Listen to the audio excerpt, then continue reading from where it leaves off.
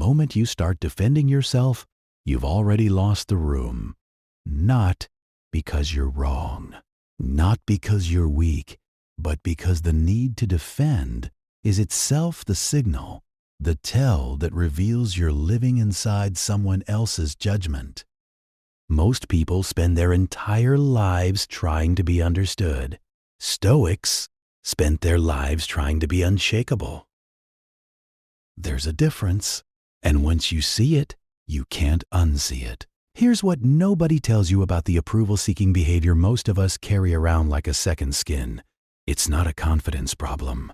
It's a control problem. You're trying to manage how other people feel about you, and that is one of the most exhausting, unwinnable games a human being can play. Think about the last time you over-explained a decision to someone who didn't even ask, or laughed a little too hard at something that wasn't funny, or agreed with an opinion you didn't actually hold, just to keep the air comfortable. That's not kindness. That's negotiation. And underneath every negotiation is a fear. If I stop performing, they'll leave.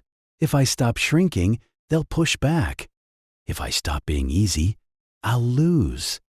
Neuroscience calls this operating from an external locus of control. Your nervous system is in a constant scanning mode, searching for approval signals. A nod, a warm reply, a laugh at the right moment. And when those signals don't come, your brain registers it the same way it registers a physical threat. Cortisol spikes, your thoughts narrow, you over-explain, you agree faster than you mean to, you fill every silence like it's a hole that needs covering. And the cruelest part? The more you do it, the less respect you get. Because people don't trust what they can manipulate. They may enjoy it for a while, the easy compliance, the low friction, but they don't lean on it. They don't respect it. They move past it. You were not born this way. You were conditioned into it. And what conditioning, built, discipline can dismantle. Marcus Aurelius wrote, "You have power over your mind, not outside events. Realize this, and you will find strength." He wasn't writing poetry. He was writing instructions. Modern psychology has a name for what he was pointing at: self-determination theory. It's one of the most robust frameworks in behavioral science, and it says this: humans function at their highest level when their motivation comes from internal standards rather than external validation. People who operate from internal values show measurably lower anxiety, stronger relationships, greater resilience under pressure. They make decisions faster, hold to them longer, and recover from setbacks with less damage to their sense of self. The Stoics didn't have peer-reviewed studies, but they had something equally rigorous: years of deliberate self-observation. And what they found was the same thing. The moment you outsource your stability to the opinions of others, you hand them the controls. You become reactive, readable, easy to provoke. And here is what shifts when you reclaim those controls. You become harder to read, harder to destabilize. When people can't figure out how to move you, they stop trying. And something interesting happens in their mind. They start to wonder about you. They start to pay attention differently. Not because you performed status, but because you radiated something rarer than status: groundedness. Researchers studying social dynamics have found that individuals who demonstrate emotional regulation, who don't visibly scramble for reassurance under social pressure, are consistently rated as more trustworthy, more competent, and more attractive as long-term allies, both socially and professionally. The Stoics called this the inner citadel, the place inside you that no one can reach unless you open the door. The question is, are you still leaving that door wide open? Here's how you begin closing it.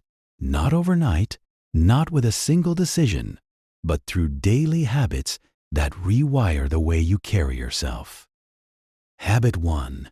Answer from your values, not your fear. The next time someone challenges you, criticizes your choice, or pushes for a reaction, pause. One breath, that's all.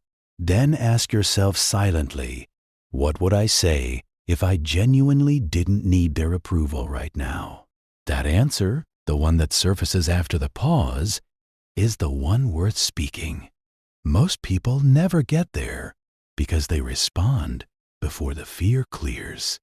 They talk from cortisol, not conviction. And people can feel the difference even when they can't name it. A response rooted in values lands differently than one rooted in anxiety. One feels like communication. The other feels like pleading. Train yourself to know which one you're doing. Habit 2. Let silence do the work. Silence is one of the most underused social tools available to you, and most people are terrified of it. Psychologists call the ability to sit in uncertainty without rushing to resolve it tolerance of ambiguity, and it is consistently associated with higher emotional intelligence, stronger leadership, and greater perceived social confidence. In practice, this means stop filling gaps that don't need to be filled. When you say something and the other person goes quiet, let them. When someone makes a provocative comment and waits for your reaction, don't give them the reaction they're fishing for. When a conversation ends without a clean resolution, let it end. Stillness signals security. It tells the people around you that you are not dependent on the immediate temperature of the room to feel okay about yourself. And that, more than anything you say, is what reads as high status. Habit 3. Make your word mean something, starting with yourself. This one happens in private. No audience, no reward. That's exactly why it works. Every time you break a small promise to yourself, the early wake-up you ignored, the commitment you quietly dropped, the boundary you said you'd hold and didn't, your nervous system registers it. Not as a minor inconvenience, as evidence. Evidence that you are not the leader of your own life. And when you don't lead yourself, you compensate in public. You chase approval because internally you've lost confidence in your own judgment. You become louder, more performative, more eager to prove things because underneath you don't fully trust yourself. Neuroscientists studying habit formation have found that small, consistent, self-kept commitments activate the brain's reward circuitry in ways that gradually shift your baseline self-perception. You begin to see yourself as reliable, as capable, as someone who follows through. That internal shift is what people sense from across a room, a kind of quiet solidity they can't explain but are instinctively drawn toward. Epictetus called this training the will, not dramatic, sweeping transformation, just doing what you said was right, even when no one is watching, especially when no one is watching. Habit 4. Stop chasing resolution.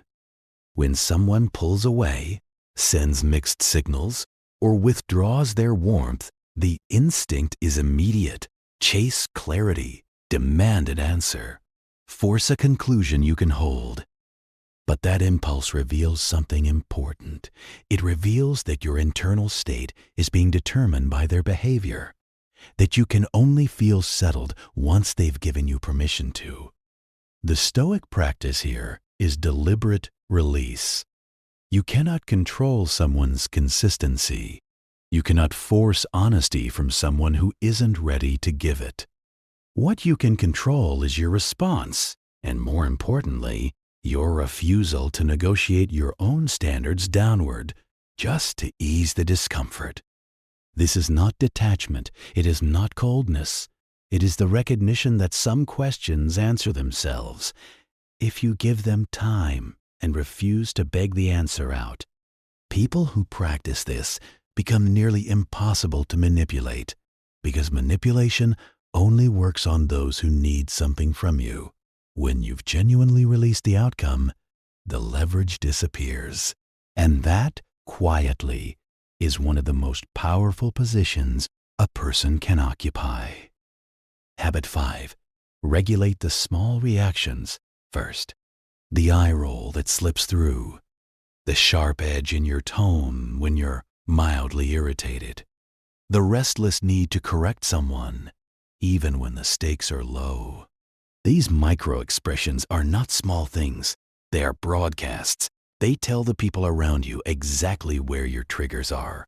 And some people, consciously or not, will use that information. Stoicism has never been about feeling nothing. It has always been about being led by your values rather than your impulses. The distinction matters enormously. Suppression breeds resentment and eventually explodes. Regulation builds gradually into genuine equanimity, a steadiness that doesn't have to perform itself because it simply is. Start small. The next time you feel a minor irritation rising, don't act on the first impulse. Let it move through you. Choose your response, not because the other person deserves your patience, but because you deserve the version of yourself that doesn't get pulled around by small provocations. Over time, this becomes your reputation.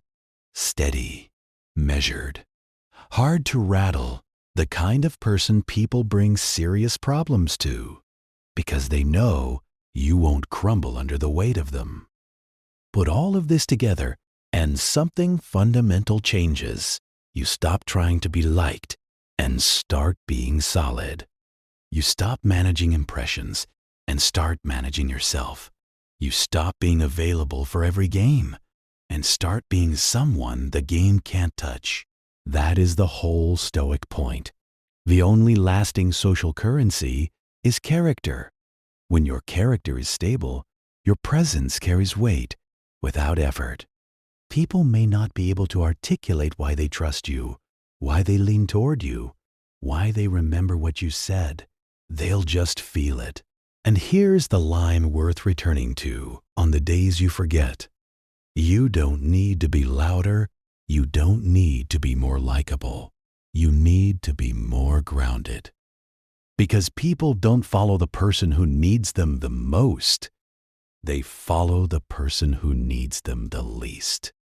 Save this. Come back to it when the urge to over-explain hits, when you feel yourself starting to shrink to fit a room that doesn't deserve your full size. The quietest person in the room is often the most powerful. That can be you.